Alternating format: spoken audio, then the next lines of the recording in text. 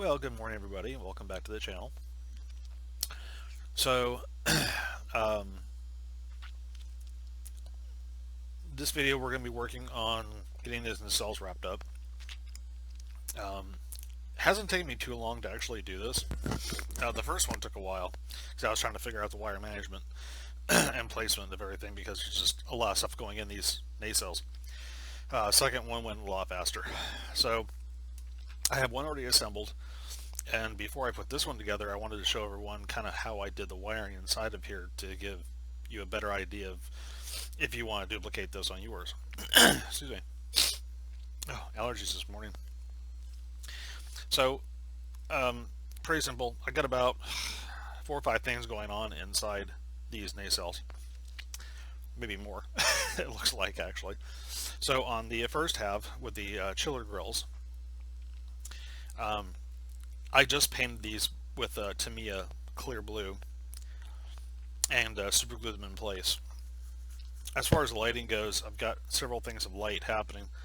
So we have a spotlight, which I'll try to get it tilted so you can see it. You can see right here, that's the spotlight that's going to be shining down on the secondary hull. The clear white beacon lights, they're not flashing, they're just static. And the rear engine light, as well as the strip for the chiller grill. So on this side, pretty simple installation. I just simply ran the strip light here above, and you want to actually, when you do this, you want to put the strip light above the nacelle chiller grill, so that way you don't see the hot spots. So I just tucked it in and just rested it on the frame here, kind of tilt, and it's angling down. So between the white inside and the bright white light, it bounces everything around. Now you can use blue to go along with the blue you already have in here already, which is fine. The reason why I didn't go with blue is because I wanted the glow to light up the these little vents up here. And the blue wasn't bright enough to actually do all that, so I went with a bright white strip. It's double density. I just went from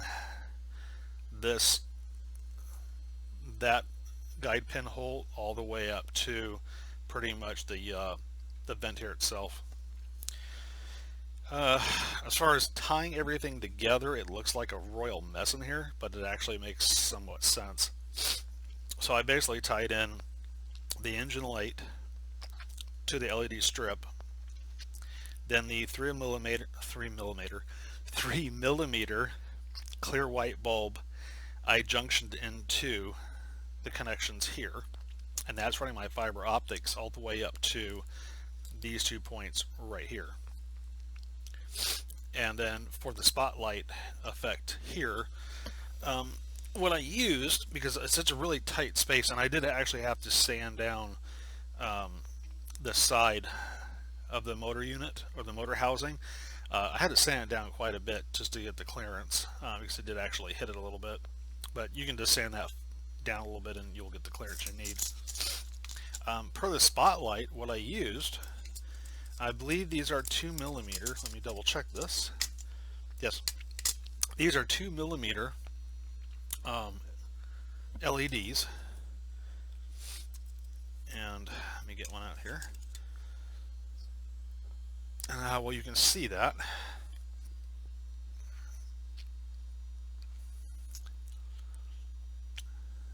Get in frame. There you go. So what I like about these is, I drop everything. What I like about these is it's got that little little dome, and the rest of it is a square flat surface. And I just basically bent the connections down almost at a complete 9-degree angle to where this light was put straight down into the hole that I made for the spotlight, and these were bent all the way flat. And then I simply just wired that directly into LED strip. So technically everything in here is run off the LED strip except for the buzz arc collector. That's on its own separate line. But everything else you see in here is all run off the light strip. Now, that probably in hindsight is maybe not a really great idea, because if something happens, I could possibly lose all my lights. And it's a chance I'm willing to take, because I want as little wires as possible inside this cell. I mean, there's not a lot of room in here to begin with, so you really want to take care of your wire management. It's very important, especially coming out in the cell through the pylons. The pylons are designed to have wires run through them, but not a lot of them. So you have to be very mindful when you're doing this to keep an eye on the wire management, because it can come back and bite you if you don't. So I figured the less wires I have to run outside this engine, the better. So that's why I kind of tied everything into the light strip. Ordinarily, I don't do that. Of course, ordinarily I have a much larger opening, or a larger area to run wires through. So that's what's happening here on this half. On the other half is a minimal lighting. I have two 3mm clear LEDs, and they're basically sanded down to fit inside these window emplacements, and this is for the registry that goes here. Now, I don't think it's going to light the registry, to be honest with you, because the angle at which these are all set up, it does not really accommodate a floodlight to actually go straight across. So it's not going to light the registry like you see in the show. Of course, that's CGI, but it will have the lights here, so you will see it when the thing is lit up. And then I have a secondary SMD placed right here, and it's placed there pointing straight up, and that's to help illuminate this top grill, the blue insert that I have in there. And these are also painted blue as well. If you buy the lighting kit, you get all these parts that are clear in their proper colors. But I didn't buy the light kit, so the other thing I painted blue was the other part of the grills on this side. They go on that area, and they're in here, and they're painted blue. So all in all, it's not too bad. I do have, I'll kind of test fit this for you, and then I'll show you what the other one looks like actually lit up. They didn't turn out half bad. I mean, I'm actually pretty happy with the results. Again, it's just one of those things of wire management, and working with small models, it's something you really have to be mindful of. And it's hard to kind of forget that. It's easy to kind of forget that sometimes, and then all of a sudden you have a mess of wires, which this may be too many wires actually at this point as well. But I can consolidate a couple of these if need be. Let's get this together. Come on, fit. Okay, there we go. And these nacelles fit together beautifully. I have to admit that. So, all right, that's it together. Now let me go ahead and show you one that's complete and already sealed up. The one thing I haven't done to this one is I have not added in the rear engine cap, nor have I put in the buzz arc collector.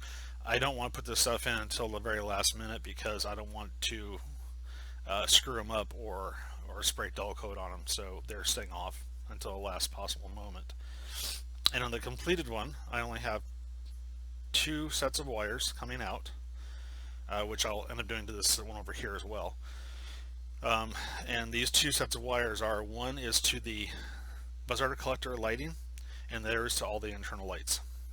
So let's get that fired up, and I'll show you what it looks like. And then that'll probably be it for the video. It's going to be kind of a shorty today, because I want to get working on the secondary hull. And then the fun part after all this is seam filling. Yay! And if anyone asks or is curious, I do run everything at 12 volts except for the nav lights. Oh, I'm sorry, I take that back. Everything's run at 12 volts. The nav lights actually have a higher resistor on them versus the 470 ohm I usually use. Alright, now again, in the camera, this looks totally blown out, but it's not as bright as it looks. It actually is very well defined. I got some thing on my chiller grill. There we go. So here's that. You can see, I think, well, how bright is that? That's funny. It's not as bright as I thought it was going to be, but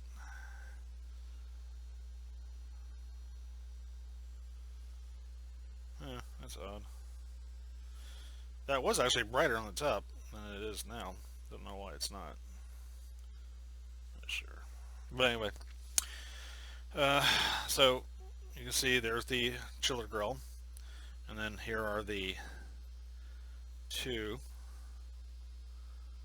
See, for some reason that's like way brighter than this top one. Don't understand why. Not sure. Anyway, and then of course here's the Buzzard collector doing his thing, looking pretty. And then I don't know how well you can see them, but you see here are the little grills. They're lit up quite nicely. And here's the registry lights, or the floodlights for the registry number as well. And then of course the back for the engine. So the exception of that one light right there, which I'm a little disappointed about, is it was actually a lot brighter earlier. I don't understand why it's not now. Unless maybe... Sometimes if you clip the ends of these things, they tend to get a little brighter. Maybe that's what the issue is. Let me try it.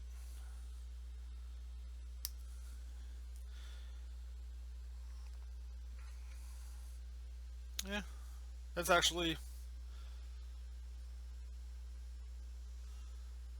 Yeah, yep. Try the other one. Yep, no. I think my nippers are starting to get a little dull. That actually did not. You know what? I think my nippers are dulled out, so I'm going to get a fresh pair to chop that a little bit.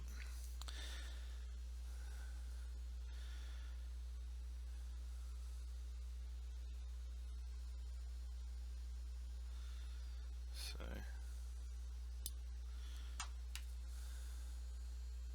yep, that actually did make it a little brighter than what it was.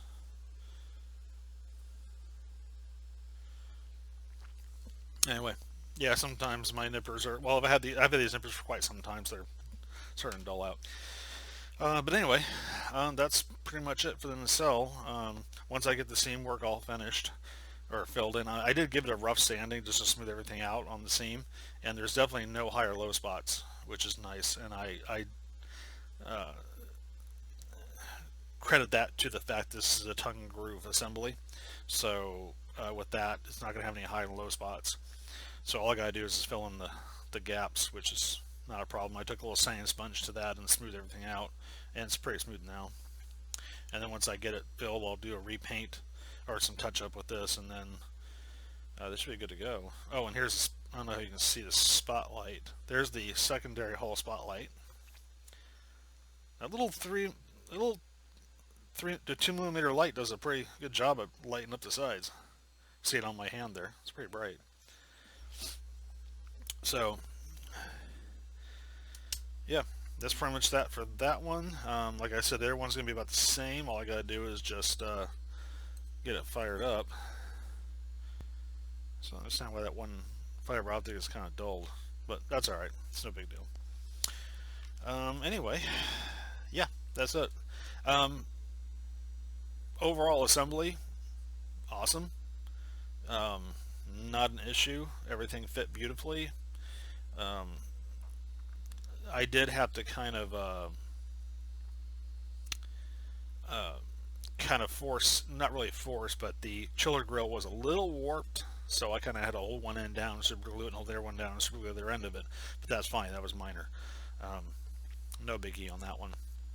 Everything else turned out really well, and I'm really pleased with this. And I think once it's on the ship, it's going to look absolutely gorgeous. But anyway, yeah, that's that. So I'm going to put this one aside because that's done. I'm going to break this one back apart here a little bit. So what I'm going to do now is I'm going to get this thing put on and glued together and then clamped.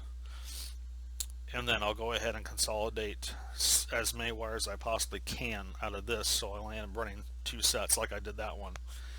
And then repeat the process, sand down the seam lines, and I'll be done with that.